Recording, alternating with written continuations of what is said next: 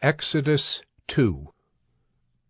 Now a man from the house of Levi went and took as his wife a Levite woman. The woman conceived and bore a son, and when she saw that he was a fine child, she hid him 3 months.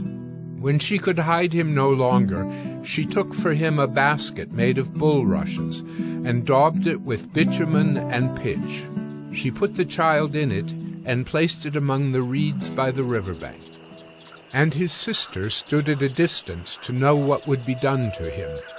Now the daughter of Pharaoh came down to bathe at the river, while her young women walked beside the river. She saw the basket among the reeds, and sent her servant woman, and she took it.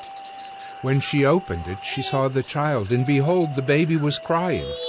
She took pity on him, and said, "This is one of the Hebrews' children." Then his sister said to Pharaoh's daughter, "Shall I go and call you a nurse from the Hebrew women to nurse the child for you?" And Pharaoh's daughter said to her, "Go." So the girl went and called the child's mother. And Pharaoh's daughter said to her, "Take this child away and nurse him for me, and I will give you your wages." So the woman took the child and nursed him. When the child grew up, she brought him to Pharaoh's daughter, and he became her son. She named him Moses. "Because," she said, "I drew him out of the water."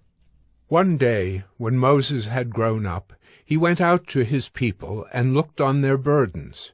And he saw an Egyptian beating a Hebrew, one of his people. He looked this way and that, and seeing no one, he struck down the Egyptian and hid him in the sand. When he went out the next day, behold, 2 Hebrews were struggling together. And he said to the man in the wrong, "Why do you strike your companion?"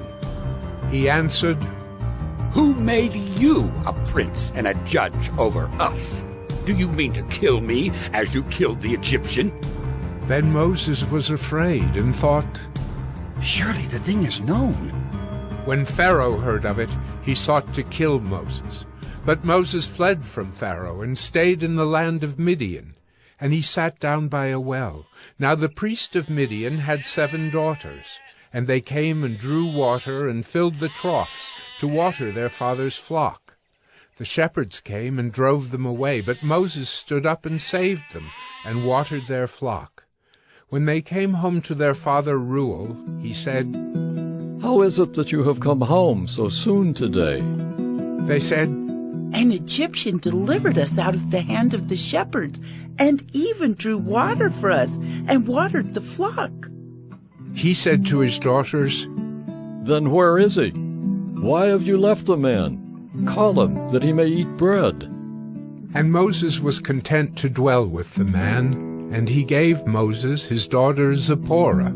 She gave birth to a son, and he called his name Gershom, for he said, "I have been a sojourner in a foreign land."